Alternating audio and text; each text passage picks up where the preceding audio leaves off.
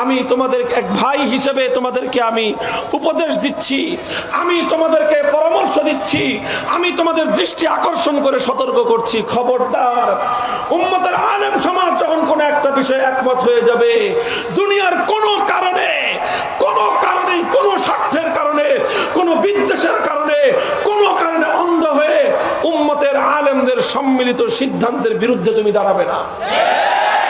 তুমি জেনে রেখো, উম্মতের আলেমরা যখন একমত হয়ে কোনো কথা বলবে, তার বিরুদ্ধাচরণ করার অর্থ হলো শুধু আলেমদের বিরুদ্ধাচরণ নয়, বরং আল্লাহ এবং তার রাসূলের বিরুদ্ধাচরণ করা। আর এটাও মনে রেখো, তুমি যত বড় শক্তি হও না কেন, তুমি যখন আল্লাহর সিদ্ধান্তের বিরুদ্ধে মোকাবেলায় দাঁড়িয়ে যাবা, আল্লাহর মোকাবেলায় যে দাঁড়িয়ে যায়, আল্লাহ তাকে লাঞ্ছিত করে ছেড়ে দেয়। সব সময় অশ্রু আর ঘাম দিয়ে তোমার দায়িত্ব পালন সুসম্পন্ন হবে না।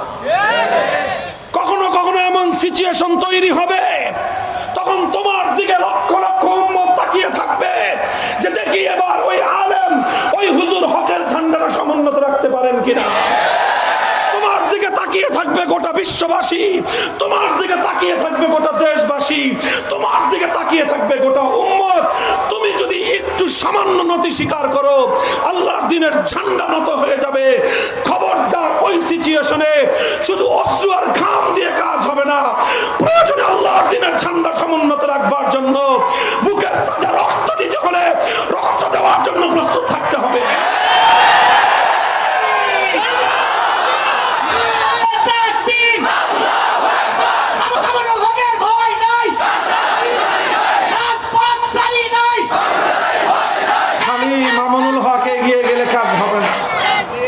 খালি মামুনুল হকের এগিয়ে যাওয়ার কথা বলছি আমি, গোটা উম্মতের আলেমদেরকে দায়িত্বশীলতার সাথে অগ্রসর হতে হবে। আর এভাবে ঐক্যবদ্ধভাবে উম্মতকে যে কোনো বিভ্রান্তির হাত থেকে রক্ষা করতে হবে। উম্মত যখন যে বিষয়ে বিভ্রান্ত হওয়ার অবকাশ তৈরি হবে, সেখানে উম্মতের আলেমরা বুক টান করে দাঁড়িয়ে যেতে হবে। মনে রাখতে হবে, একজন আলেমের সঠিক সিদ্ধান্ত, একজন আলেমের সাহসী সিদ্ধান্ত হাজার হাজার উম্মতকে বিভ্রান্তির হাত থেকে রক্ষা করে। আর একজন আলেমের আপোষকামিতা, একজন আলেমের স্বার্থবাদিতা, যদি কেউ নিজের ব্যক্তি স্বার্থ নিয়ে চিন্তা করো, একজন আলেমের বিপদগামিতা, জাল্লাতুল আলিমি জাল্লাতুল আলম। এক আলেম যখন বিপদগামী হয়, তাকে দেখে শত সহস্র সাধারণ মানুষ বিভ্রান্ত হয়ে যায়। জাতির হাল উলামায়ে কেরামকে ধারণ করতে হবে। এই কথা জাতি যত তাড়াতাড়ি বুঝবে এবং উলামায়ে কেরাম আলেমদের বুকে সেই হিম্মত যত তাড়াতাড়ি সৃষ্টি হবে, দেশ এবং জাতির কল্যাণ তত দ্রুত হবে। মুহতারাম হাজিরিন, হযরত রাসূল আকরাম সাল্লাল্লাহু আলাইহি ওয়াসাল্লাম ইরশাদ করেছেন, সহিহ বুখারী, মুসলিম শরীফ সহ অনেক হাদিসের কিতাবের মধ্যে হাদিসটি উদ্ধৃত হয়েছে। আল্লাহর নবী বলেন, ইন্না বানি ইসরাঈলা কানাত তাসুসুহুমুল আমবিয়া কুল্লামা হালাকা নাবিয়্যুন খালাফাহু আখার ওয়ালা নাবিয়্যা বাদি। নবীজি বলেন যে আমাদের পূর্বে বনি ইসরাঈলের মধ্যে নবুয়তের ধারা চলমান ছিল। হাজার হাজার বছর পর্যন্ত বনি ইসরাইল থেকে নবী আসতেন এবং সেই নবীগণ, পয়গম্বরগণ, তারাই জাতির নেতৃত্ব দিতেন, তারাই জাতিকে পরিচালনা করতেন। কুল্লামা হালাকা নাবিয়্যুন খালাফাহু আখার। এক নবী যখন বিদায় নিতেন, তার অব্যবহিত পরেই, বিলম্ব ছাড়াই, দ্রুতই আরেকজন নবী তার স্থলাভিষিক্ত হয়ে যেতেন এবং তিনি আবার নেতৃত্বের দায়িত্ব নিজের হাতে তুলে নিতেন। এভাবেই হাজার হাজার বছর পর্যন্ত আল্লাহ রাব্বুল আলামিন বিশ্ব সভ্যতা বিনির্মাণ করেছেন। হাজার হাজার বছর পর্যন্ত বিশ্ববাসীকে নেতৃত্ব দিয়েছেন নবীগণ। কাজী এ কথা দ্ব্যর্থহীন ভাবে বলা যায়, বিশ্ব সভ্যতা বিনির্মাণে যাদের অবদান সবচেয়ে বেশি, তারা হলেন আম্বিয়া আলাইহিমুস সালামগণ। একেবারে পৃথিবীর সূচনা লগ্ন থেকে মানব সভ্যতার বিকাশ, মানব সভ্যতার উৎকর্ষ, এর প্রতিটি ক্ষেত্রে একটা ছোট্ট নবজাতক শিশুকে যেমনি ভাবে হাতে ধরে লালন পালন করে করে তাকে একজন মা এবং তার বাবা একটা নবজাতককে আস্তে আস্তে বড় করে তাকে পরিণত পর্যায়ে পর্যন্ত উপনীত করে দেয়, শিক্ষা দীক্ষা সভ্যতা সংস্কৃতি সব কিছুর মাধ্যমে একটা শিশুর পরিপূর্ণ বিকাশের ক্ষেত্রে তার মা এবং বাবা যেরকম অবদান রাখে, এই বিশ্ব সভ্যতার মানবতার বিকাশ সাধনে নবী আলাইহিমুস সালামদের অবদান তার চেয়েও বেশি। ছোট থেকে ছোট বিষয়গুলো এই পৃথিবীর মানুষ জানতো না, বুঝতো না। আল্লাহ পাক রব্বুল আলামিন মানব জাতিকে শিক্ষা দিয়েছেন, এবং শিক্ষা দিয়েছেন কিভাবে? ওহীর মাধ্যমে, আম্বিয়াদের মধ্যস্থতায়। আদম আলা নবিয়িনা ওয়া আলাইহিস সালাতু ওয়াস সালাম তিনি যখন সর্বপ্রথম এই ভূপৃষ্ঠে পদার্পণ করলেন, দুনিয়াতে তিনি পয়লা মানুষ, তার আগে আর কোনো মানুষ ছিল না। তার সন্তান সন্ততির মাধ্যমে আস্তে আস্তে পৃথিবী আবাদ হয়েছে। তো আদম আলাইহিস সালামের সন্তানরা যখন পৃথিবীতে আস্তে আস্তে আবাদ হতে আরম্ভ করলো, তাদের সামনে পৃথিবীর এক একটা সংকট, এক একটা সমস্যা উদ্ভব হতে লাগলো। যখন সমস্যা আসলো, প্রতিটি সমস্যার সমাধান কোথায়? সেই সমাধান আল্লাহ পাক রব্বুল আলামিন ওহীর মাধ্যমে মানব জাতির সামনে পেশ করেছেন। এই জন্য ইলমে ওহীর যে আলোচনা, ইলমে ওহীর যে অবদান বিশ্ব সভ্যতা বিনির্মাণে, সেই আলোচনায় আমরা শাস্ত্রীয় আলোচনায় কথা পড়ি যে পৃথিবীর উষালগ্নে মানুষের দৈনন্দিন জীবন নির্বাহের ক্ষেত্রে যেই সকল কার্যকলাপগুলো পরিচালনা করা প্রয়োজন ছিল, সেই কাজগুলো আল্লাহ রাব্বুল আলামিন নবীদের মাধ্যমে মানুষকে শিক্ষা দিয়েছেন। যেমন ধরেন, পৃথিবীতে মানুষের জীবন যাপন করার জন্য একেবারেই ফান্ডামেন্টাল যেই প্রয়োজনগুলো, নিডসগুলো মানুষের পূরণ করতে হয়, তার মধ্যে একটা হলো বাসস্থান, থাকার জায়গা। এর চেয়েও মৌলিক হলো মানুষের খাদ্য। মানুষের খাদ্য, খাদ্য, তারপরে বাসস্থান, বস্ত্র আছে, চিকিৎসা আছে। মানুষ যখন পৃথিবীতে প্রথম এলো, তো মানুষ কিভাবে এই পৃথিবীতে বসবাস করবে, ঘর বানাবে কিভাবে, মানুষ এই পৃথিবীতে বসবাস করবে কিভাবে, তাদের ক্ষুধার জ্বালা নিবারণ করবে কিভাবে, খাদ্য চাহিদা ফুলফিল হবে কিভাবে, এগুলো ছিল মানুষের একেবারেই মৌলিক প্রশ্ন। আমরা যদি পৃথিবীর ইতিহাস খুঁজে দেখি, যে প্রথম যারা এসেছিল একেবারে মানব সভ্যতার সূচনা লগ্নে, এই সকল মৌলিক প্রয়োজনগুলো পূরণ হয়েছিল কিভাবে? তখন তো কোনো বৈজ্ঞানিক ছিল না, বিজ্ঞানের বিকাশ ঘটেনি, মানুষ তো সবেমাত্র পৃথিবীতে এলো। তো এগুলোর সমাধান কিভাবে হয়েছিল? আমরা তো সচরাচর অনেক ধরনের দার্শনিক সূত্র, দার্শনিক তথ্য আমরা জানি। ডারউইনের এক তথ্য তো দুনিয়ার মানব জাতির জন্য যেটা এসেছে, যে মানুষ এক সময় এটা মানুষ ছিল না, এটা বন জঙ্গলে বানর হিসেবে ছোটাছুটি করত।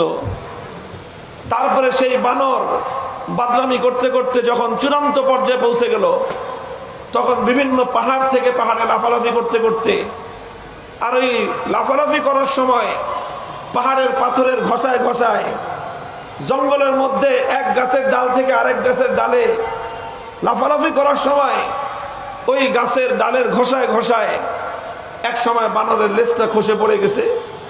তারপরে বানর সোজা হয়ে মানুষ হয়ে গেছে।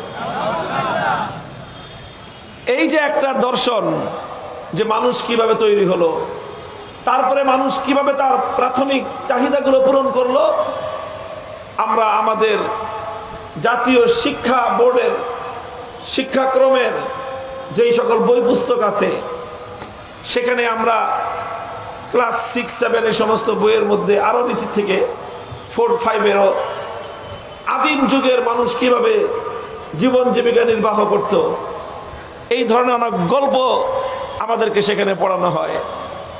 আর সেই গল্পগুলোর মধ্যে এখনো আমার চোখে ছবি ভাসে। আমাদের সময়ে এমন কিছু বইপত্র ছিল যেখানে ছবি দেখানো হচ্ছে যে আদিম যুগের মানুষ অনেকটা জঙ্গলের প্রাণীর মতো, জঙ্গলি মানুষ, তাদের চুল বড় বড়, শরীরে কোনো পোশাক পরিচ্ছদ নাই, সব ন্যাংটা, এই সমস্ত প্রাণীকুলের মতো, জীবজন্তুদের মতো।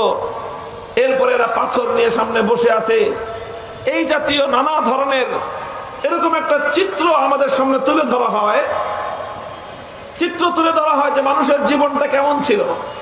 যে মানুষ এই এখন যেরকম বন জঙ্গলে শিম্পাঞ্জি, বান্দর, বন মানুষ, এরা যেই ধরনের বন জঙ্গলে জীবন যাপন করে, আমাদেরকে একটু ধারণা দেওয়া হয় যে আদিম যুগে মানুষ এমন ছিল, মানুষের সভ্যতাটা এমন ছিল। কি বলেন? এটাই কিন্তু সাধারণত মানব সভ্যতার আদি ইতিহাস সম্পর্কে স্বাভাবিকভাবে মানুষের এরকমই একটা ধারণা যে আদিম যুগে মানুষ জঙ্গলে থাকতো, মানুষের কোনো ঘর দুয়ার ছিল না, সেই বন জঙ্গলে মানুষের কোনো কাপড় চোপড় পোশাক পরিচ্ছদ ছিল না, আর মানুষ এইভাবে জঙ্গলি একটা জীবন যাপন করত। এই ধারণা এটা কোরআনিক কনসেপ্টের সম্পূর্ণ বরখেলাফ এবং সম্পূর্ণ বিপরীত। কোরআন কি বলে? আদিম যুগে জঙ্গলি কোন সভ্যতা মানুষের জীবনে কোনোদিনই ছিল না। কারণ সর্বপ্রথম যে মানুষটা পৃথিবীতে এসেছেন সে মানুষ কোনো অশিক্ষিত মানুষ ছিল না, সে মানুষ কোনো অসভ্য মানুষ ছিল না, সে মানুষ কোনো জঙ্গলি মানুষ ছিল না। সেই মানুষটা পৃথিবীর সভ্যতার অন্যতম একজন বড় কারিগর ছিলেন, সভ্যতা বিনির্মাণের একজন রূপকার ছিলেন। তিনি তো সেই মানুষ ছিলেন যেই মানুষ আল্লাহ রাব্বুল আলামিন নিজ হাতে সৃষ্টি করে জান্নাতে তাকে বসবাস করার সুযোগ দিয়েছেন, এবং জান্নাতে থেকেই তিনি শিক্ষা গ্রহণ করেছিলেন যে মানুষের আব্রু ইজ্জত রক্ষা করা, মানুষের পোশাক পরিচ্ছদের মাধ্যমে নিজের লজ্জাস্থানকে আবৃত করে রাখা, এটাই হলো মানব সভ্যতা। উলঙ্গ থাকা কোনোদিন মানব সভ্যতা হতে পারে না। ফাতাফিকা ইয়াখসিফানি আলাইহিমা মিন ওয়ারাকিল জান্নাহ, ফাতাফিকা ইয়াখসিফানি আলাইহিমা মিন ওয়ারাকিল জান্নাহ। যখন ইবলিস ষড়যন্ত্রের মাধ্যমে, ধোঁকা এবং প্রতারণার মাধ্যমে আমাদের বাবা হযরত আদম আলাইহিস সালাম, আদি মাতা হাওয়া আলাইহিস সালাম, ওনাদেরকে যখন নিষিদ্ধ ফল যে কোনো ভাবেই ধোঁকা দিয়ে, আল্লাহর নামে শপথ করে, প্রতারণার জালে আবদ্ধ করে ওনাদেরকে এই ফল খাওয়ায়া দিল, ফলাফলে ওনাদের শরীর থেকে পোশাক পরিচ্ছদ গুলো খসে পড়তে আরম্ভ করলো। যখন ওনাদের শরীর থেকে পোশাক খসে পড়তে আরম্ভ করে তখন ওনাদের অনুভূতিটা কেমন ছিল?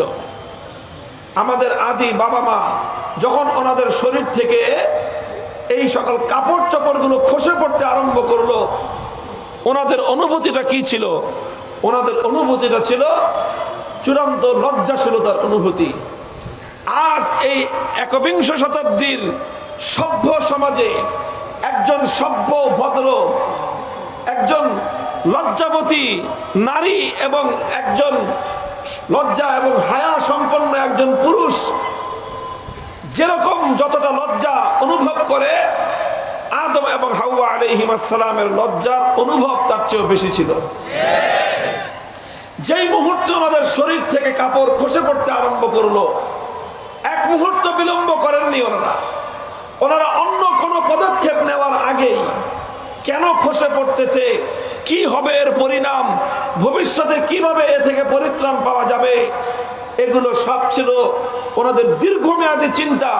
কিন্তু সঙ্গে সঙ্গে যে পদক্ষেপটা ওনারা নিয়েছেন, একদিক থেকে কাপড় খসে পড়তেছে, সঙ্গে সঙ্গে জান্নাতের গাছ থেকে বড় বড় পাতাগুলো ছিঁড়ে ছিঁড়ে ওনারা নিজেদের হাত দিয়ে নিজেদের লজ্জাস্থান এবং সতরকে আবৃত করা শুরু করেছেন। মুহতারাম হাজিরিন, সুতরাং এই কথা দ্ব্যর্থহীন ভাবে বলা যায় যে পৃথিবীতে মানুষ একদিনের জন্য উলঙ্গ থাকে নাই। শুরু থেকেই মানুষ সভ্য ভদ্র একটি আল্লাহ পাকের সম্মানিত সৃষ্টি হিসেবে দুনিয়াতে পদার্পণ করেছে। দুনিয়াতে আসার পর ইন্না আউওয়ালা বাইতিন উদিয়া লিন-নাসি লাল্লাযী বিবাক্কাতা মুবারাকান ওয়া হুদাল লিল আলামিন। ইন্না আউওয়ালা বাইতিন উদিয়া লিন-নাসি লাল্লাযী বিবাক্কাতা মুবারাকান ওয়া হুদাল লিল আলামিন। মানুষ যখন দুনিয়াতে পদার্পণ করলো, কিভাবে মানুষ বসবাস করবে, বসবাস করার জন্য মানুষের কি আয়োজন হবে, এটা ছিল সর্বপ্রথম প্রশ্ন। ও দুনিয়ার মানুষ, তোমরা যারা মনে করো যে আদিম যুগে মানুষ জঙ্গলে থাকতো, আল্লাহর কোরআনের তথ্য তোমাদের এই কনসেপ্টকে সমর্থন করে না, বরং কোরআনের দর্শন থেকে, কোরআনের তথ্য থেকে আমরা এই কথার স্পষ্ট ইঙ্গিত পাই। আল্লাহ পাক রব্বুল আলামিন যখন আদম আলাইহিস সালামকে দুনিয়াতে পাঠিয়েছিলেন, দুনিয়াতে মানুষ কিভাবে বসবাস করবে, মানুষের আবাস স্থল কেমন হবে, ওটা শিক্ষা দেওয়ার জন্য আদম আলাইহিস সালামের সময় আল্লাহ পাক আসমান থেকে ফেরেশতা পাঠিয়ে দিয়ে ঘর নির্মাণের শিল্প আল্লাহ পাক রব্বুল আলামিন মানব জাতিকে শিক্ষা দিয়েছিলেন। আর্কিটেকচারাল ইঞ্জিনিয়ারিং, এটা আল্লাহ রাব্বুল আলামিন ফেরেশতার মাধ্যমে মানুষকে শিক্ষা দিয়েছেন। এবং সর্বপ্রথম যেই ঘর এই ভূপৃষ্ঠে নির্মিত হয়েছে, আদম আলাইহিস সালামের যুগেই সেই ঘর নির্মিত হয়েছিল, সেটা হলো পবিত্র বাইতুল্লাহ শরীফ। বাইতুল্লাহ এটা সর্বপ্রথম ঘর এবং সেটা হযরত আদম আলাইহিস সালামের যুগেই নির্মিত বলে মুফাসসিরিনে কেরামদের মতামত। তাহলে কি বোঝা গেল? দুনিয়ার মানুষ জঙ্গলে ছিল না, দুনিয়ার মানুষ পাহাড়ের গুহায় থাকতো? বাজে কথা, পাহাড়ের গুহায় মানুষ থাকতো না। হ্যাঁ, সভ্যতা উৎকর্ষ সাধন করতে করতে মানুষ আর্কিটেকচারাল ইঞ্জিনিয়ারিং এর মধ্যে এতটাই দক্ষতা অর্জন করেছিল যে মানুষ পাহাড়ের পাথর কেটে কেটে ঘর নির্মাণ করার শৈলী মানুষ রপ্ত করেছিল। ওইটা পাহাড়ের গুহায় থাকে না। মানুষ যে পাহাড়ে থাকতো, ওটাকে আমরা পাহাড়ের গুহা বলতে যা বুঝি, এই গুহায় থাকা নয়, বরং বিশাল বিশাল পাহাড় কর্তন করে করে মানুষ বাড়ি ঘর বানাতো। এটাকে যদি আমি আজকের আধুনিক সভ্যতার সাথে কম্পেয়ার করে বুঝাই, এখন দেখেন আমরা যে আমাদের বাড়ি ঘরগুলো বানাই, উন্নত মানের যাদের বাড়ি ঘরের আসবাবপত্র ব্যবহার হয়, তাদের ফিটিংসটা উন্নত মানের হয়, তাই তো? উন্নত মানের ফিটিংস মানে কি বুঝি আমরা? টাইলস লাগাই তো। সাধারণ মানুষগণ মাটির ঘর বানায়, আরেকটু উন্নত হলে পাকা ঘর বানায়, আরেকটু উন্নত হলে পাকা দালান বানায়, আরেকটু উন্নত হলে পাকা দালানের সব কিছুর মেঝে দেয়াল সব কি ফিট করে? টাইলস ফিট করে। টাইলসের মধ্যেও সর্বাধুনিক এবং সর্বোচ্চ টাইলস যেটা ফিটিং হয় টাইলস জাতীয়র মধ্যে, সেটা হলো পাথর ব্যবহার হয়। কি ব্যবহার হয়? টাইলসের স্কোয়ার ফিট যদি হয় 100 টাকা, 50 টাকা পাথর, মার্বেল পাথর সহ যেই সকল পাথরগুলো এখন আমাদের টাইলসের হিসাবে ফ্লোরে, মেঝেতে অথবা দেয়ালে ব্যবহার হয়, 200 টাকা, 300 টাকা, 500, 1000 টাকা পর্যন্ত পাথরের টাইলসের স্কোয়ার ফিট, এগুলো মানুষের বাড়ি ঘরে ব্যবহার হয়। কথা বলেন? এই যে পাথরগুলো যে মানুষ ব্যবহার করছে, এই পাথর কি কৃত্রিম মানুষের তৈরি? কৃত্রিম মানুষের তৈরি তো টাইলস। টাইলসের দাম 50 টাকা হলে ন্যাচারাল যে পাথর, সেই পাথরগুলোকে মানুষ মেশিন দিয়ে কেটে কেটে সুন্দর এগুলোকে ব্যবহার করার উপযোগী করে নিয়ে আসতেছে। এই সমস্ত পাথরগুলো ন্যাচারাল পাথর। মানুষ সর্বোচ্চ সেটার মধ্যে কিছু কালারিং করে, আর কিছুই করে না। মানুষের তৈরি কৃত্রিম টাইলসের তুলনায় ন্যাচারাল আল্লাহর তৈরি পাথরের দাম এখনো অনেক গুণ বেশি, এবং যাদের বাড়ি ঘর সর্বোচ্চ আধুনিক মানসম্মত উন্নত মানের, তাদের বাড়ি ঘরগুলোতে কৃত্রিম টাইলস ব্যবহার হয় না, বরং ন্যাচারাল স্টোন ব্যবহার করেন তারা। যে সমস্ত মসজিদগুলোতে একটু ভালো ভালো সম্পদ অর্থের যোগান আছে, সেই সমস্ত মসজিদের মেঝেতে টাইলস ব্যবহার করা হয় না, মার্বেল পাথর ব্যবহার করা হয়। কথা বলেন ঠিক না বেঠিক? কারণ টাইলসের চেয়ে মার্বেল পাথর অনেক আরামদায়ক, ঠান্ডা থাকে, অনেক টেকসই। টাইলস যতই উন্নত দামি হোক না কেন, কিছুদিন পরের গ্লেজ নষ্ট হয়ে যায়, হাঁটতে হাঁটতে এর উপর থেকে এর যে মসৃণ ভাব এটা নষ্ট হয়ে যায়। কিন্তু ন্যাচারাল যে পাথরগুলো, এগুলো 100 বছর পর্যন্ত ঠিক এভাবেই থাকে। এটাকে আরেকবার ঘষা দিলে আবার নতুনের মতো চকচক করে। আপনি সাপোজ এটাই বুঝে নেন, আজকের বিজ্ঞানের চরম উন্নতির সময়ও ন্যাচারাল প্রসেসিং এর মাধ্যমে তৈরি টাইলসের তুলনায় আপনার কৃত্রিম টাইলসের তুলনায় ন্যাচারাল পাথরের যেরকম মানটা যত উন্নত। যেই যুগে মানুষ পাহাড়ে বসবাস করত মানে হলো তাদের গোটা বাড়ি ঘর আজকের আধুনিক যুগের মার্বেল এবং মরমর পাথর দ্বারা আচ্ছাদিত থাকতো। এই হলো পাহাড়ে থাকা। আমরা যা বুঝি যে ওই শিয়ালের মতো, ভাল্লুকের মতো পাহাড়ের গুহায় মানুষ থাকতো, ভুল কথা। মানুষ কোনোদিন এরকম শিয়াল শ্রীগালের মতো পাহাড়ের গুহায় গিয়ে থাকেনি। যেই মানব জাতির সভ্যতার প্রথম নিদর্শন আল্লাহর ঘর বাইতুল্লাহ নির্মাণের মাধ্যমে, যেই মানব সভ্যতা পৃথিবীতে প্রথম নির্মাণ হয়েছে একজন পয়গম্বরের হাতে, যেই মানব জাতিকে প্রতিটি বিষয় শিক্ষা দেওয়ার জন্য সরাসরি আসমান থেকে ফেরেশতারা দুনিয়াতে এসে ওহীর মাধ্যমে মানব সভ্যতা শিক্ষা দিয়েছেন, সে মানুষ কোনোদিন উলঙ্গ থাকেনি, সে মানুষ কোনোদিন জঙ্গলে বসবাস করেনি, সে মানুষ কোনোদিন পাহাড়ের গুহায় থাকেনি। মানব সভ্যতা প্রথম দিন থেকেই বিশ্বসেরা সভ্যতার ধারক বাহক ছিল। মুহতারাম হাজিরিন, এই কথাটা আমি এজন্য বললাম যে এই যে পৌরাণিক যে একটা ঐতিহাসিক সূত্র, এটার সাথে ইসলামের অনেক মৌলিক আকীদা এবং বিশ্বাসের সম্পর্ক আছে। আমি বলছিলাম হযরত রাসূল আকরাম সাল্লাল্লাহু আলাইহি ওয়াসাল্লামের ওই হাদিসের উদ্ধৃতি থেকে, ইন্না বনি ইসরাঈল কানাত তাসুসুহুমুল আম্বিয়া কুল্লামা হালাকা নাবিয়্যুন খালাফাহু আখার ওয়ালা নাবিয়্যা বাদি। আল্লাহর পয়গম্বর বলেছেন, আমার পূর্ব পর্যন্ত বিশ্ব সভ্যতার সিস্টেম এমনটাই ছিল, পদ্ধতি এমনটাই ছিল। আল্লাহ পাক রব্বুল আলামিনের পক্ষ থেকে দুনিয়াতে নবীগণ আগমন করতেন, রাসূলগণ আগমন করতেন। সেই নবী এবং রাসূলদের হাতেই এই পৃথিবীর সভ্যতা নির্মাণ হয়েছে। বিশ্ব সভ্যতা পরিচালনা করতেন, জাতিকে নেতৃত্ব দিতেন। মানব সভ্যতাকে অগ্রসর করবার জন্য যারা সামনে থেকে ভূমিকা পালন করতেন তারা ছিলেন নবী রাসূল।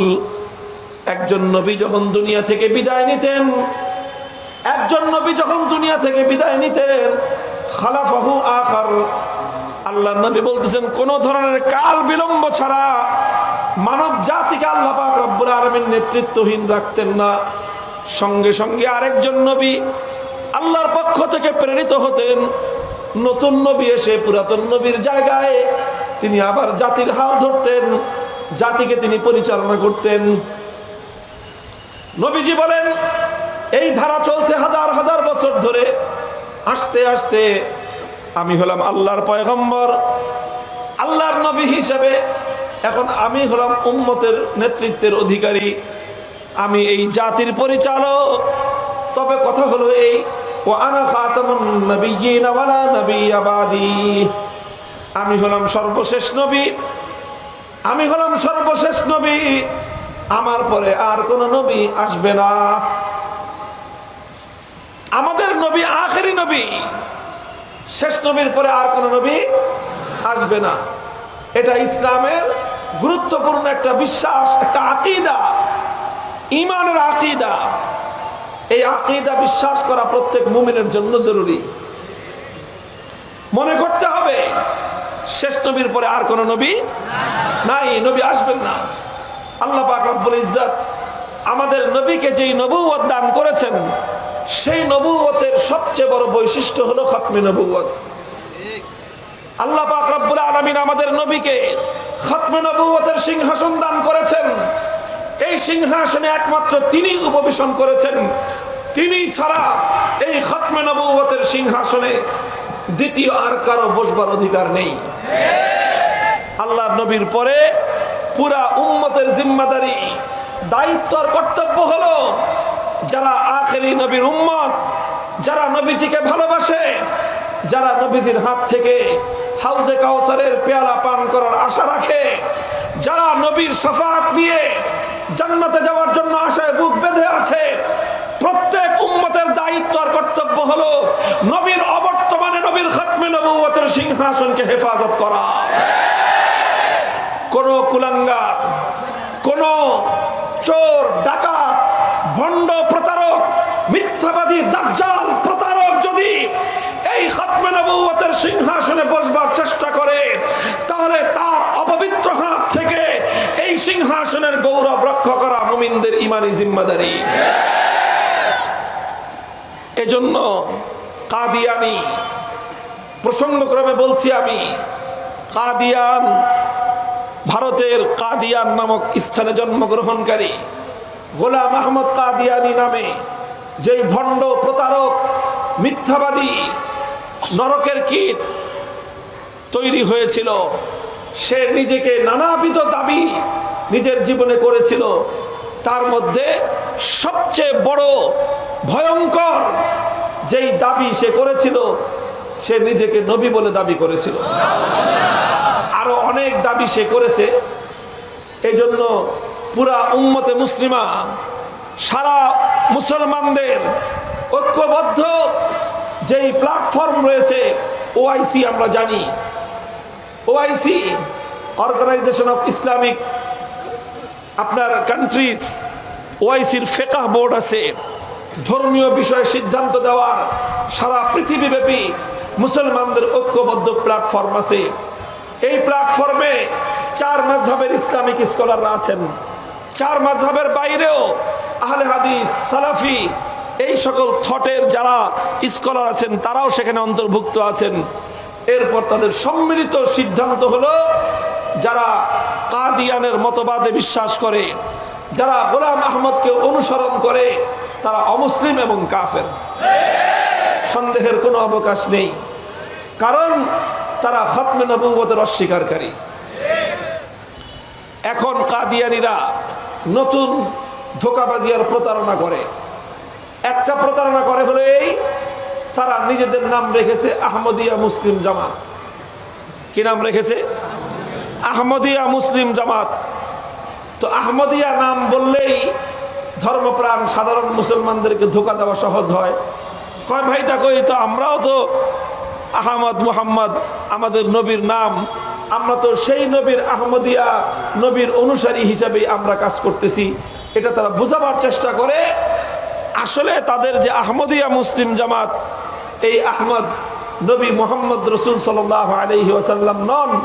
এই আহমদিয়া হলো গোলাম আহমদের আহমদিয়া। আর মুসলিম নামটা ব্যবহার করে আমাদেরকে ধোঁকা দিয়ে কাদিয়ানি বানাবার জন্য। এটা হলো তাদের একটা ধোঁকাবাজি। আর একটা ধোঁকাবাজি হলো তারা ইদানিং যেটা বলে যে আমরা তো গোলাম আহমদ সাহেবকে মসিহে মাউউদ বলি, মাহদি মাউউদ বলি। তারা বলে যে তিনি হলেন ইমাম মাহদি। আমরা তো বলে, এখন তারা ইদানিং বলতেছে, অনেক জায়গায় বলে যে না, আমরা তো ওনাকে নবী মানি না, আমরা ওনাকে মাহদি মানি। মুহতারাম হাজরিন, এটা তাদের প্রতারণার একটা কৌশল। অথচ এই ব্যক্তি গোলাম আহমদ তার বিভিন্ন লেখালেখির মধ্যে, তার বিভিন্ন কিতাবাদির মধ্যে স্পষ্ট ভাষায় সে যেই সকল দাবিগুলো করেছে, সে কখনো নিজেকে ইমাম মাহদি হিসেবে দাবি করেছে, কখনো নিজেকে মসিহা মাউউদ, আল্লাহর পক্ষ থেকে কিয়ামতের আগে আবার আসমান থেকে হযরত ঈসা আলাইহিস সালাম অবতীর্ণ হবেন, সে নিজেকে সেই মসিহা মাউউদ বলে দাবি করেছে। এবং সে নিজেকে নবী হিসেবেও দাবি করেছে। অনেক বড় বর্ণনার মধ্যে এগুলো কোট করা আমাদের কাছে তার সমস্ত ডকুমেন্টগুলো সংরক্ষিত আছে। পরবর্তীতে এই কাদিয়ানীরা ওই সকল কিতাবগুলো থেকে যেখানে সে প্রত্যক্ষভাবে নিজেকে নবী বলে দাবি করেছিল সেই জায়গাগুলোকে একটু মডিফাই করেছে। মডিফাই করে এখন যেন মুসলমানদেরকে ধোঁকা দেওয়াটা সহজ হয় এই জন্য তারা ওটাকে পরিবর্তন করেছে। কিন্তু একথা শতভাগ নিশ্চিতভাবে প্রমাণিত যে মির্জা গোলাম আহমদ কাদিয়ানী নিজেকে নবী বলে দাবি করেছিল। আল্লাহর আখেরি নবীর পরে কোন ব্যক্তি যদি নিজেকে নবী বলে দাবি করে সে যেরকম নিশ্চিতভাবে বেঈমান, যারা যারা তাকে বেঈমান বিশ্বাস না করবে তারাও বেঈমান। কাজে গোলাম আহমদ কাদিয়ানীকে যদি কেউ ইমাম মাহদী বিশ্বাস করে, ইমাম মাহদী মানে হলো আল্লাহর পক্ষ থেকে নির্বাচিত একজন মহান মানব, আল্লাহর অনেক নৈকট্যপ্রাপ্ত মুসলিম জাতির নেতা, মুসলিম জাতির ইমাম। তো যেই ব্যক্তি নিজেকে আখেরি নবীর পরে নবী বলে দাবি করলো তাকে মুমিন বিশ্বাস করলো ঈমান থাকবে না, তাকে ইমাম মাহদী বিশ্বাস করলে তো ঈমান থাকার প্রশ্নই আসে না।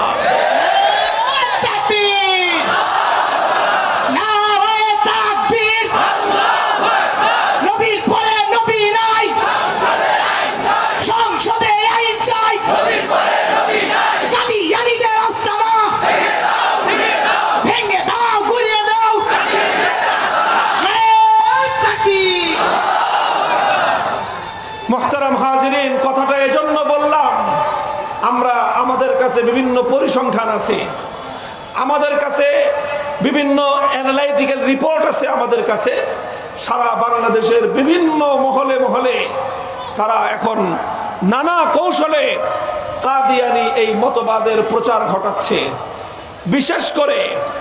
বিশেষ করে আমাদের দেশে যেটাকে আমরা হাই সোসাইটি বলি, সমাজের শিক্ষিত অনেক আপার লেভেল যাদেরকে বলি, অনেক টাকা পয়সাওয়ালা, অনেক আপনার উচ্চ শিক্ষিত ওই মহলটার মধ্যে তারা আধুনিক বিভিন্ন প্রযুক্তির ব্যবহার করে নানা ধরনের চমকপ্রদ অনেক দাওয়াতি কর্মকৌশল ব্যবহার করার মাধ্যমে শিক্ষিত সমাজের মধ্যে ব্যাপকভাবে তারা এই কাদিয়ানী মতবাদের সম্প্রচার ঘটাচ্ছে, আর বিপুল পরিমাণ মানুষ এদের খপ্পরে পড়ে ঈমান হারা হচ্ছে। কাদিয়ানীদের মধ্যে কোনো গরিব মানুষ নেই, কোনো গরিব নেই, এদের সব বড় লোক। এবং যেই এদের দলে যোগ দেয় নানাভাবে তাকে অর্থনৈতিকভাবে সাপোর্ট দিয়ে, ব্যবসায়িকভাবে তাকে প্রতিষ্ঠিত করে দিয়ে তারা বেশ দুনিয়াতে অর্থনৈতিকভাবে তাদের ধর্মাবলম্বী যে কোনো ব্যক্তিকে তারা ইস্টাবলিশ করার জন্য সব রকম উদ্যোগ নিয়ে থাকে। এজন্য এই ধোঁকায় পড়েও অনেক মানুষ, এই ধোঁকায় পড়ে সম্পদের লোভে, দুনিয়াতে প্রতিষ্ঠার লোভে অনেক সরল প্রাণ মানুষ কাদিয়ানী হয়ে যাচ্ছে। আল্লাহ পাক রব্বুল আলামিন আমাদের সকলকে হেফাজত করেন। আমি যে কথা বলতেছিলাম আবার সেখানে ফিরে আসি। এটা আমার মধ্যখানে ছোট্ট একটা প্রাসঙ্গিক কথা ছিল। আমি বলছিলাম আমাদের নবী বললেন 1000 বছর পর্যন্ত বিশ্ব সভ্যতাকে নেতৃত্ব দিয়েছেন নবীগণ, জাতিকে পরিচালনা করেছেন নবীগণ। এক নবী দুনিয়া থেকে চলে গেলে আল্লাহর পক্ষ থেকে আরেকজন নবী নির্ধারিত হতেন, তিনি আবার জাতির নেতৃত্বের দায়িত্ব নিজের কাঁধে তুলে নিতেন। তিনি পূর্ববর্তী নবীর স্থলাভিষিক্ত হয়ে আবার তিনি জাতিকে নেতৃত্ব দিয়ে সামনের দিকে অগ্রসর হতেন। এটাই ছিল 1000 বছরের আল্লাহ পাকের পক্ষ থেকে নির্ধারিত পদ্ধতি। এই পদ্ধতি চলতে চলতে আমি পর্যন্ত এসে পৌঁছেছি। নবীজি বলেন ওয়া আনা খাতামুন নবিয়্যিন, আর আমি হলাম সর্বশেষ নবী, আমার পরে পৃথিবীতে আর কোনো নতুন নবী আসবে না। এখন স্বাভাবিকভাবেই এই হাদিসের মধ্যে প্রশ্ন তৈরি হয়, ওগো আল্লাহর রাসূল, আপনি তো বললেন আপনার আগ পর্যন্ত 1000 বছর ধরে দুনিয়াবাসীকে পরিচালনা করেছেন নবীগণ। এক নবী চলে যাওয়ার সাথে সাথে আরেক নবী এসে দায়িত্বের বোঝা নিজের কাঁধে তুলে নিয়েছেন। আবার আপনি বলতেছেন আপনি হলেন এই ধারার সর্বশেষ নবী, আপনার পরে আর কোনো নবী আসবে না।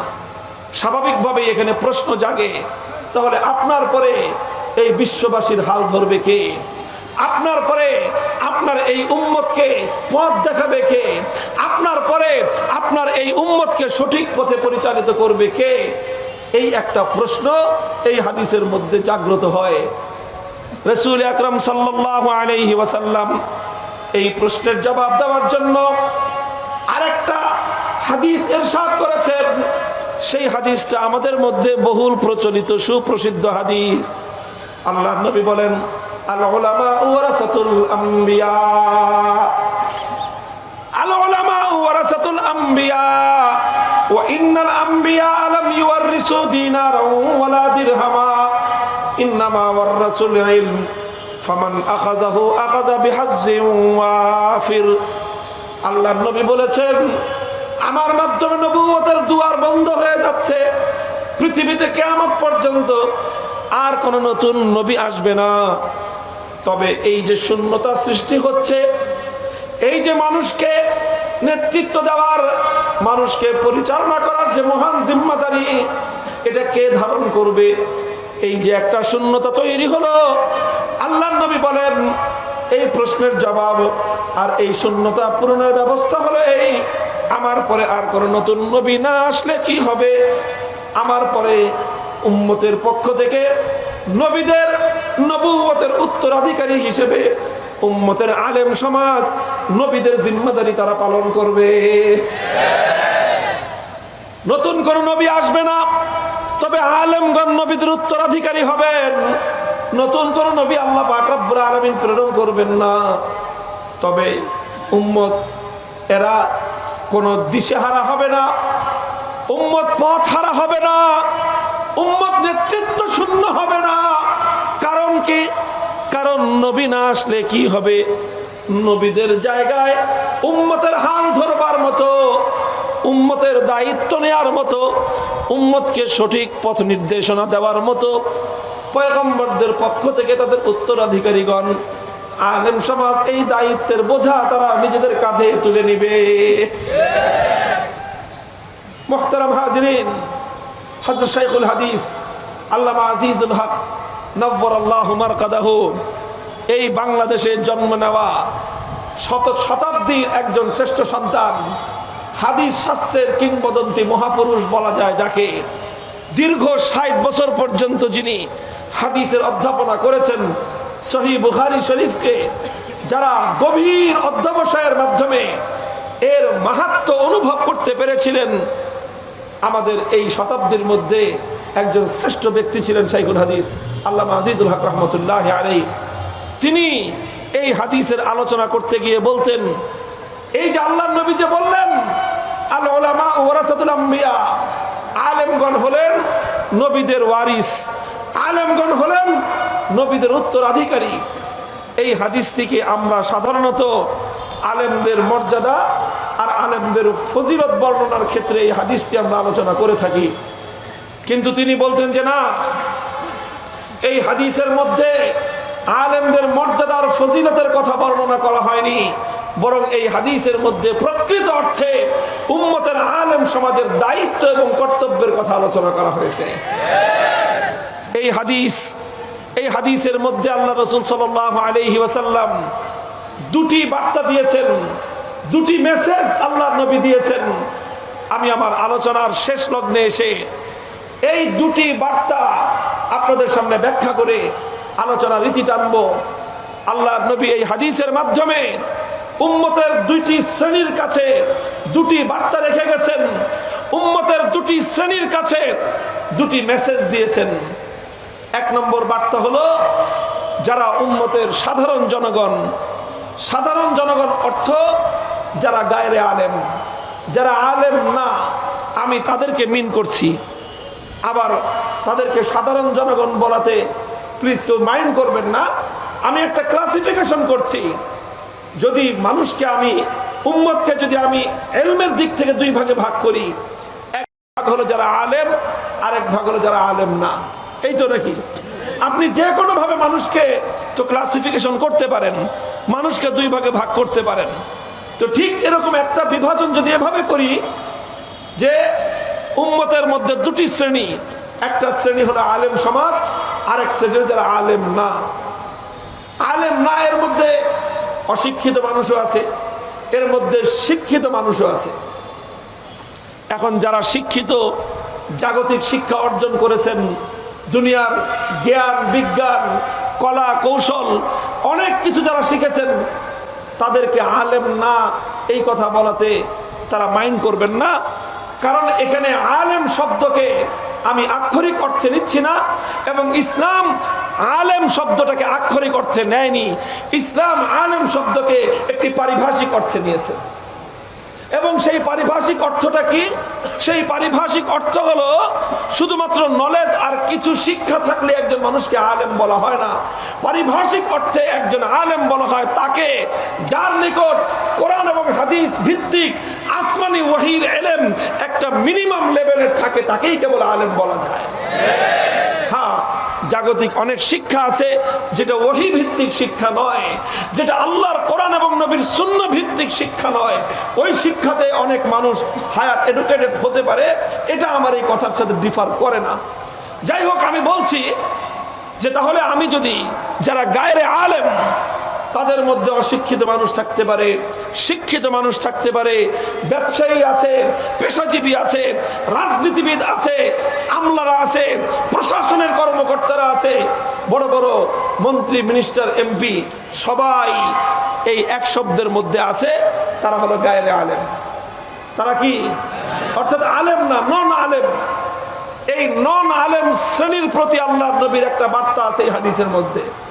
আর আরেকটা বার্তা আছে যারা আলেম, যাদেরকে আল্লাহর নবী ওয়ারাসাতুল আম্বিয়া, নায়েবে নবী বলে আখ্যায়িত করেছেন, তাদের প্রতি আরেকটা বার্তা আছে। নন আলেমদের প্রতি, গায়রে আলেমদের প্রতি নবীজির বার্তাটা কি? গায়রে আলেমদের প্রতি নবীজির বার্তাটা হলো একটা সান্ত্বনার বাণী, একটা আশার আলো দেখানো। সান্ত্বনার বাণী শোনানো আর আশার আলো দেখানো। সান্ত্বনার বাণী কেন বলছি? মুহতারাম হাজিরিন, ওই হাদিস থেকে যখনই প্রশ্ন তৈরি হলো, ওগো আল্লাহর নবী, আপনি হলেন সর্বশেষ নবী, সুতরাং আপনার বক্তব্য অনুযায়ী আপনার পরে কিয়ামত পর্যন্ত নতুন আর কোন নবী আসবে না। অথচ আজ পর্যন্ত আদম নবী থেকে নিয়ে আখেরি নবী পর্যন্ত পৃথিবীর প্রতিটি জাতিকে পরিচালনা করেছেন নবীগণ। ও নবী, আপনি বলছেন আপনার পরে আর কোন নবী আসবে না, তাহলে এখন উম্মতের কি দশা হবে? আপনার পরে এই উম্মতকে পথ দেখাবে কে? আপনার পরে এই উম্মতের হাল ধরবে কে? আপনার পরে এই উম্মতকে সঠিক পথে পরিচালিত করবে কে? এইরকম একটা হতাশা উম্মতের সাধারণ মানুষের মধ্যে তৈরি হতে পারত। আল্লাহর রাসূল সাল্লাল্লাহু আলাইহি ওয়াসাল্লাম সেই হতাশার মাঝে তাদেরকে সান্ত্বনার বাণী শোনালেন। আমার উম্মত হতাশ হওয়ার কোনো কারণ নাই, নিরাশ হওয়ার কোনো কারণ নাই। যদিও নবুয়তের দুয়ার বন্ধ হয়ে যাচ্ছে, নবীদের ধারা চিরতরে রুদ্ধ হয়ে যাচ্ছে, কিয়ামত পর্যন্ত আর কোন নবী আসবে না, তবুও তোমাদের দুশ্চিন্তিত হওয়ার কোনো কারণ নাই, হতোদ্যম হওয়ার কোনো কারণ নাই, নিরাশ হওয়ার কোনো কারণ নাই। কারণ পৃথিবীতে আর কোন নতুন নবী না আসলে কি হবে? কিয়ামত পর্যন্ত নবীদের পক্ষ থেকে উম্মতের আলেম সমাজ নবীর উত্তরাধিকারী হিসেবে তোমাদেরকে সরল এবং সঠিক পথের দিশা দিবে। সুতরাং তোমরা নিরাশ হও না, হতাশ হও না, বরং উম্মতের আলেমরা তোমাদেরকে যেভাবে পথ দেখাবে, এই হাদিসের মধ্যে স্পষ্ট ইঙ্গিত হলো উম্মতের সাধারণ জনগণের প্রতি যতদিন নবীরা ছিল, নবী থাকলে নবীকে যেভাবে তোমরা মান্য করতে, নবীর অবর্তমানে উম্মতের আলেমদেরকে সেভাবেই মান্য করবে। এটাই হলো সাধারণ জনতার প্রতি আল্লাহর নবীর এই হাদিসের মধ্যে সবচেয়ে বড় বার্তা। মুহতারাম হাজিরিন, এটা হলো একটা বার্তা। আর উম্মতের আলেম সমাজের প্রতি আল্লাহর নবীর দ্বিতীয় বার্তা হলো এই হাদিসের মধ্যে। কি বার্তা? এই হাদিসের মধ্যে আল্লাহর নবী উম্মতের আলেমদেরকে অনেক বড় ফ্যাসিলিটি দিয়েছেন। যারা এটা মনে করেন তারা ভুল মনে করেন। এই হাদিসের মধ্যে আল্লাহর নবী এটা বলেন নাই যে উম্মতের আলেমরা তোমরা বিশাল সুযোগ সুবিধা ভোগ করবা, তোমরা বিশাল মান মর্যাদা ভোগ করবা। নবীজি এটা বলতে চাননি, বরং আল্লাহ নবীজি বলতে চেয়েছেন, হে আমার উম্মতের আলেমরা, আমি তোমাদের উপর আস্থা রেখে গেলাম, আমি তোমাদের উপর বিশ্বাস রাখলাম যে আমার মৃত্যুর মধ্য দিয়ে আমার উম্মত ইতিম হয়ে যাচ্ছে। নবীর মৃত্যুর মধ্য দিয়ে উম্মত কি হয়েছে? বলবেন এতিম হয় কেমনে? আবার এতিম হওয়ার অর্থ হলো, আল্লাহ নবী নিজে বলেছেন হাদিসের মধ্যে, বুখারী মুসলিম সহ সমস্ত হাদিসের কিতাবে হাদিসটি বর্ণিত হয়েছে। হযরত সালমান ফারসির বর্ণনা, নবীজি বলেন, ইন্নামা আনা লাকুম মিসলাল ওয়ালিদি লিওয়ালাদিহি, ইন্নামা আনা লাকুম মিসলাল ওয়ালিদি লিওয়ালাদিহি। ও আমার উম্মত, আমি হলাম তোমাদের জন্য পিতার মতো। একজন পিতা তার সন্তানকে যেমন লালন পালন করে, যেমন একজন পিতা তার সন্তানকে হাতে ধরে ধরে প্রত্যেকটা বিষয় শিক্ষা দেয়, হে উম্মত আমি তোমাদের জন্য তেমন পিতার মতো। ও দোস্ত, একজন পিতার মৃত্যুতে যখন যেমন তার সন্তানরা ইয়াতীম হয়ে যায়, ঠিক তেমনি ভাবে উম্মতের মাঝ থেকে যেদিন আল্লাহর নবী বিদায় নিলেন, সেই দিন এই উম্মত আক্ষরিক অর্থে ইয়াতীম হয়ে গেল।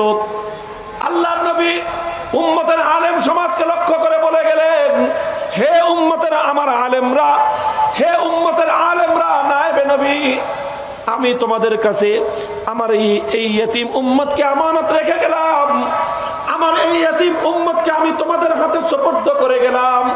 হে আমার উম্মতের নায়েবে নবীগণ, আমার এই আমানত, আমার এই ইয়তীম উম্মতকে তোমরা দেখে শুনে রাখবে, তাদেরকে সঠিক পথের দিশা দিবে।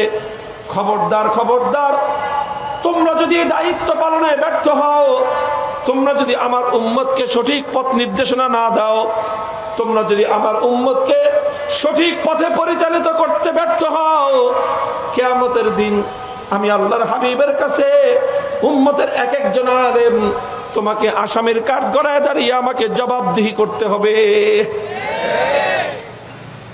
মুহতারাম হাজিরিন, কথাটার গভীরতা, ডিপনেস বুঝবার চেষ্টা করুন।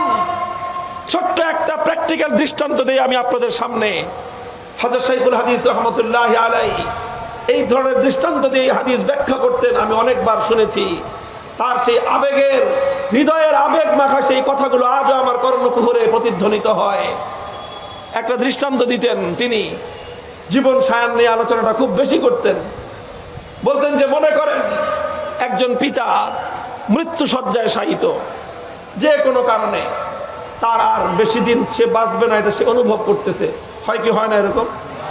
এখন সেই পিতার একটা ছেলে আছে, একটু সে অ্যাডাল্ট, সে প্রাপ্তবয়স্ক পরিণত, মনে করেন তার বয়স 25 বছর, পড়াশোনা কমপ্লিট করেছে, চাকরি টাকরি করবে বা চাকরি করতেছে, এরকম পর্যায়ের একটা বড় ছেলে 25-26 বছর বয়সের।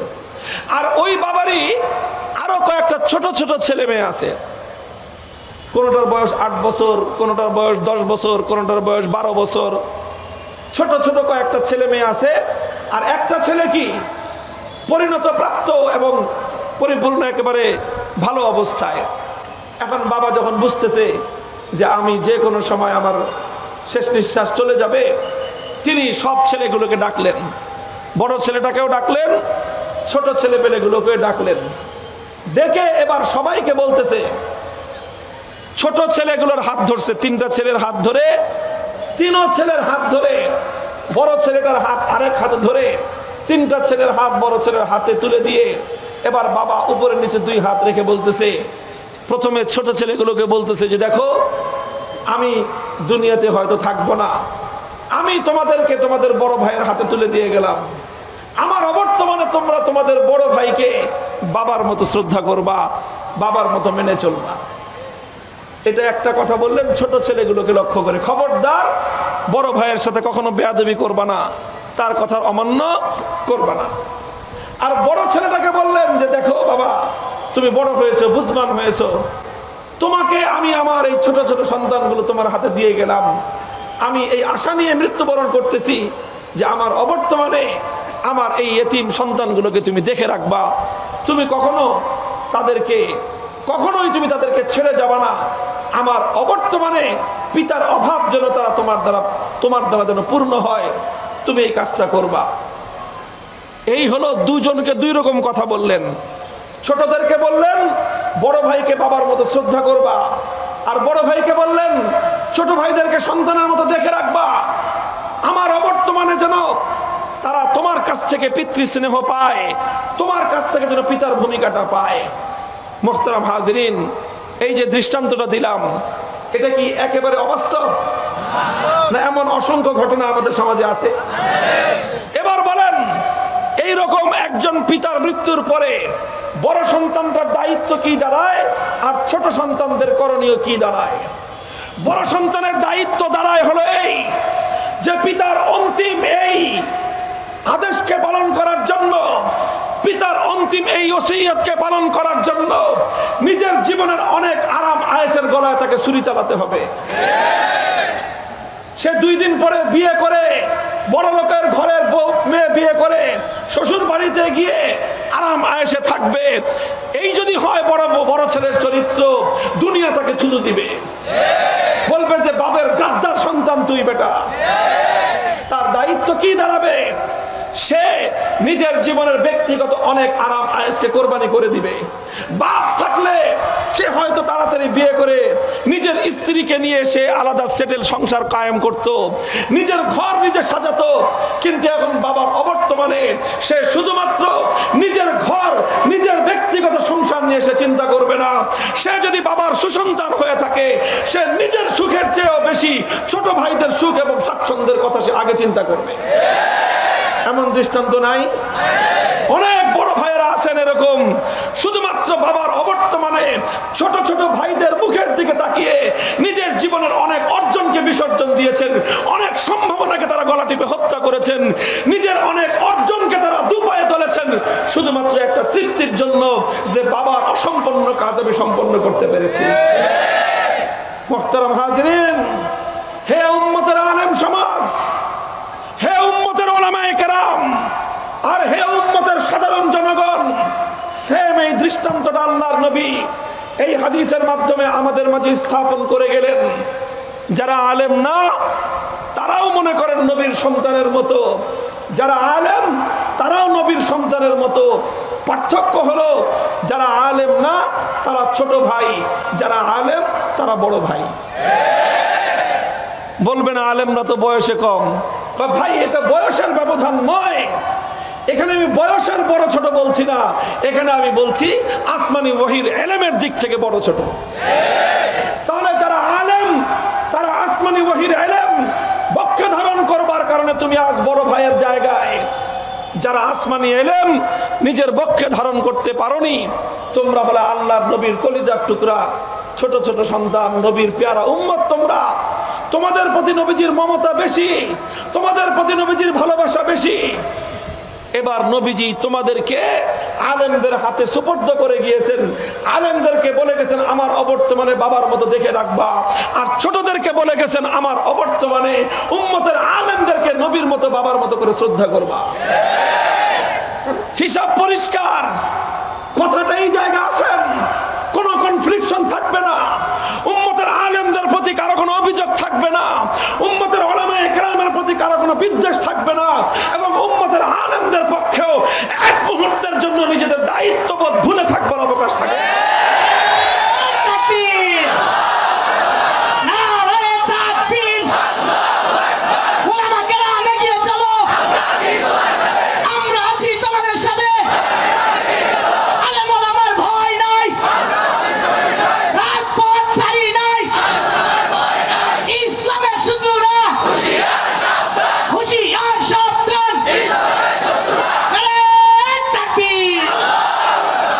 সুতরাং সাধারণ উম্মতেরা, যদি আলেম ওলামাদেরকে তোমরা ডিনাই করো, তাদেরকে যদি উপেক্ষা করে চলো, তাদেরকে যদি নিজেদের শত্রু জ্ঞান করো, তাদের আনুগত্য করতে যদি তোমরা নিজেরা আনুগত্য থেকে নিজেদেরকে দূরে সরিয়ে রাখো, তাদের আনুগত্য যদি তোমরা পরিহার করে চলো, আমি দায়িত্বহীন ভাষায় বলতে পারি তোমরা শুধু আলেমদের অমান্য করলা তা নয়, বরং তোমরা তোমাদের প্রিয় নবীর নির্দেশ অমান্য করলা।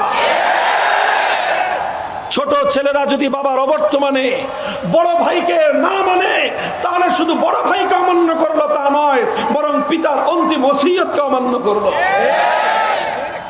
কাজেই হে সাধারণ জনগণ, আলেমদের বড় ভাই মানুষ হিসেবে তারও ভুল ত্রুটি থাকতে পারে। কথা বলেন? ওলামায়ে কেরাম নবীর উত্তরাধিকারী, কিন্তু নবী না। কাজেই তাদেরও টুকটাক ভুল ভ্রান্তি থাকতে পারে, কিন্তু এরপরেও এজ এ হোল গোটা আলেম সমাজ সম্মিলিতভাবে কোনো ভুল করতে পারে না। এটা আল্লাহর পক্ষ থেকে নিশ্চয়তা আছে, এটা আল্লাহর নবীর পক্ষ থেকে গ্যারান্টি আছে। লা ইয়াজতামিউ উম্মতি আলা দালালাতিন, আমার উম্মতের আলেমরা সম্মিলিত হয়ে যেই কথা বলবে, সেই কথার ব্যাপারে আল্লাহ এবং তার রাসূলের পক্ষ থেকে নিশ্চয়তা আছে, সেই কথা কোনোদিন ভুল হতে পারে না। এই জন্য ইসলামের মৌলিক 4 স্তম্ভ, মৌলিক 4 বুনিয়াদ, কোরআন, সুন্নাহ, ইজমা, কিয়াস। কোরআন, সুন্নাহ, ইজমা, কিয়াস। ইজমা বলা হয় সময়ের সকল আলেম যখন কোনো একটা বিষয়ে একমত হয়ে যায়, এটাকে বলা হয় ইজমা।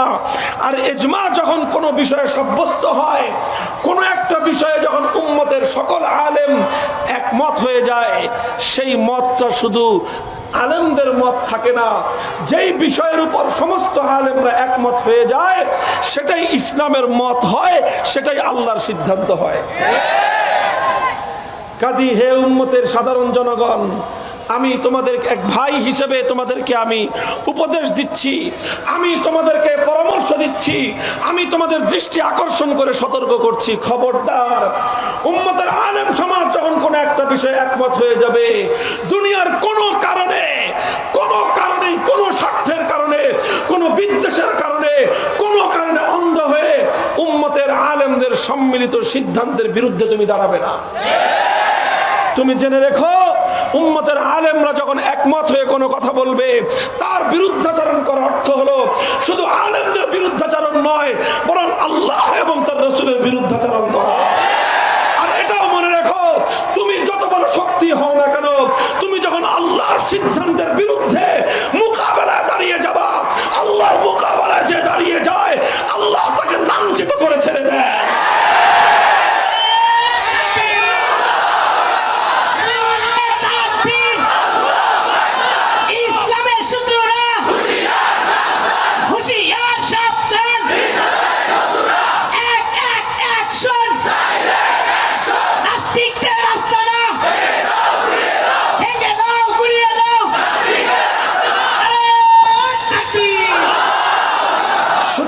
সাধারণ মানুষ একটা শপথ, এটা আমার করানোর প্রয়োজন নাই, এই শপথ আল্লাহর নবী করিয়ে গিয়েছেন, সেটাকে আবার পুনর্বার পুনরুচ্চারণ করো।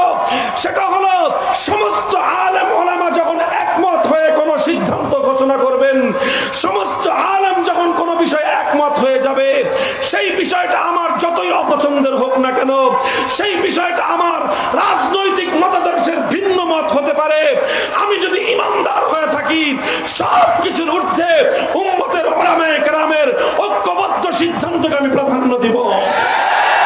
উম্মতের আলেমদের ঐক্যমতের বিরুদ্ধে যারাই দাঁড়াবে, আমার দল হোক, আমার নেতা হোক, আমার আপনজন হোক, আমার বন্ধুজন হোক, আলেমদের বিরুদ্ধে যে দাঁড়াবে, আমি তার সঙ্গে চিরতরে সম্পর্ক ছিন্ন করব। সম্পর্ক ছিন্ন।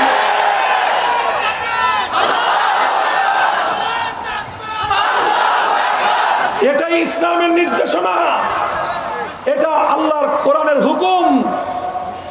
ইসলামে একটা অধ্যায় আছে, বড় গুরুত্বপূর্ণ অধ্যায়, শিরোনামুল আল ওয়ালা ওয়াল বারা। কার সঙ্গে কতটুকু সম্পর্ক থাকবে, কার সঙ্গে কখন সম্পর্ক ছিন্ন করবে, সেই সম্পর্ক ছিন্ন করার মানদণ্ডে আল্লাহর কোরআন যার সঙ্গে সম্পর্ক ছিন্ন করতে বলবেন, তার সঙ্গে সম্পর্ক রাখলে তুমি ইমানদার থাকতে পারো না। কাজেই উম্মতের আলেম ওলামা সবাই মিলে যেখানে, উম্মতের আলেমগণ ঐক্যবদ্ধভাবে যেখানে, আল্লাহ পাক কবুল করুন। আর আলেম ওলামা আপনারা খালি মনে করেন না যে খালি পাবলিক ওয়াজ করে ছেড়ে দিব, আসল ওয়াজ আলেম ওলামাদের জন্য। মূল কথা আলেম ওলামাদেরকে লক্ষ্য করে। 20টা সন্তান জামিয়া আরবিয়া আহসানুল উলুম থেকে তোমরা মাথায় পাগড়ি নিলা, এই পাগড়ি শুধুমাত্র 3.5 হাতের একটা কাপড়ের টুকরা নয়। এটা যদি মনে করে থাকো 150 টাকার একটা কাপড় দেওয়া হয়েছে, ভুল করেছো। এটা 150 টাকা দামের এক গজ কাপড় নয়, 1.5 গজ কাপড়ের টুকরা নয়। এটা হলো নবী মুহাম্মদ আরবির উত্তরাধিকারের 1500 বছরের ঐতিহ্যের বোঝা তোমার মাথার উপর তুলে দেওয়া হয়েছে। মনে রেখো, আলেম হওয়ার অর্থ শুধু একটা খেতাব বহন করা নয়। মনে করো না যে এখন থেকে আমি নিজেকে মৌলানা এই খেতাব লাগানোর উপযুক্ত হলাম। এটা শুধু খেতাব নয়, আর 10টা ডিগ্রির মতো এটা নয়। একজন মানুষ যখন অনার্স পাস করে, গ্রাজুয়েশন কমপ্লিট করে, তখন সে নিজের নামের সাথে বিএ লেখে, কেউ অনার্স করলে বিএ অনার্স লেখে, পোস্ট গ্রাজুয়েশন কমপ্লিট করলে এমএ লেখে, তারপরে যে গ্রুপ থেকে করে সেইভাবে তার নামের সাথে সে ডিগ্রিটা ব্যবহার করে, ডক্টরেট করলে ডক্টরেটের ডিগ্রি ব্যবহার করে। দুনিয়ার আর বাকি 10টা-15টা ডিগ্রির মতো আলেম শুধুমাত্র একটা ডিগ্রির পরিচয় নয়। তাহলে কি আলেম মানে হলো তুমি আসমানি ওয়াহির ইলমের আমানত বক্ষে ধারণ করেছো, তুমি হাজার হাজার নবীদের উত্তরাধিকারী হিসেবে উম্মতের দায়িত্বের জোয়ার নিজের কাঁধে তুলে নিয়েছো। এটা দায়িত্ব পালন করতে হবে। তুমি যদি এই দায়িত্ব পালন করতে প্রস্তুত না থাকো, অনুরোধ করব নিজের নামের সাথে মাওলানা এই খেতাব তুমি ব্যবহার করবে না। নিজের শেষ দিয়ে লিখে দিও দাওরায়ে হাদিস, কিন্তু নামের শুরুতে খবরদার এই খেতাব সহজে ব্যবহার করবে না। নামের শুরুতে খেতাব ব্যবহার করার অর্থ হলো তুমি স্বেচ্ছায় সজ্ঞানে কথা বলছো, উম্মতের দায়িত্বের জোয়ার আমি কাঁধে তুলে নিলাম। আর যদি এই খেতাব ব্যবহার করতে হয় তাহলে এই খেতাবের হক আদায় করতে হবে। হক আদায় করার অর্থ হলো কোন অবস্থাতেই উম্মতকে সঠিক পথ নির্দেশনা থেকে পিছপা হওয়া যাবে না। উম্মতকে সরল সঠিক পথ দেখানোর জন্য, উম্মতের জন্য নবীওয়ালা দরদ নিয়ে শেষ রাতে উম্মতের হেদায়েতের জন্য খোদার দরবারে ফরিয়াদের হাত উত্তোলন করে চোখের অশ্রু ঝরাতে হবে। 2 নম্বর, রাতে কান্নাকাটি করে সারাদিন ঘুমায় থাকলে হবে না।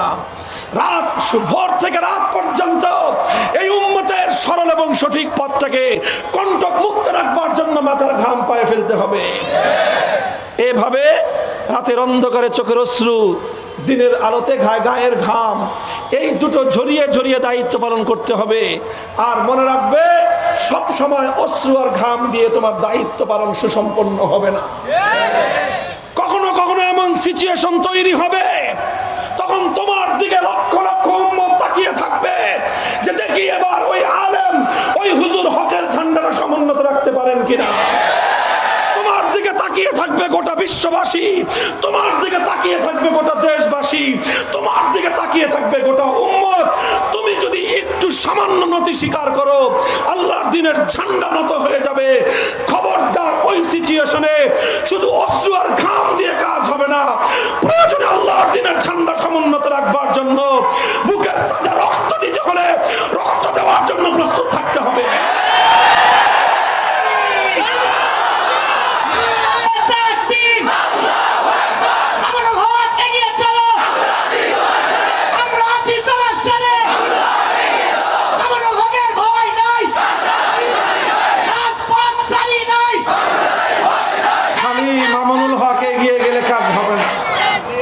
খালি মামুনুল হকের এগিয়ে যাওয়ার কথা বলছি আমি।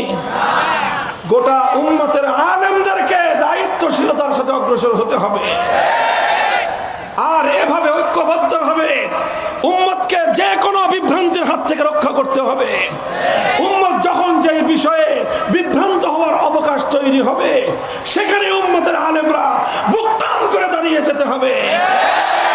মনে রাখতে হবে, একজন আলেমের সঠিক সিদ্ধান্ত, একজন আলেমের সাহসী সিদ্ধান্ত হাজার হাজার উম্মতকে বিভ্রান্তির হাত থেকে রক্ষা করে। আর একজন আলেমের আপোষকামিতা, একজন আলেমের স্বার্থবাদিতা, যদি কেউ নিজের ব্যক্তি স্বার্থ নিয়ে চিন্তা করো, একজন আলেমের বিপদগামিতা জাল্লাতুল আলিমি জাল্লাতুল আলম। এক আলেম যখন বিপদগামী হয় তাকে দেখে শত সহস্র সাধারণ মানুষ বিভ্রান্ত হয়ে যায়। আল্লাহ পাক রব্বুল আলামিন উম্মতের উলামায়ে কেরামকে এই দায়িত্ববোধে উজ্জীবিত হয়ে ইলমে দ্বীনের বিরাসতের মশাল ধারণ করার তৌফিক দান করেন।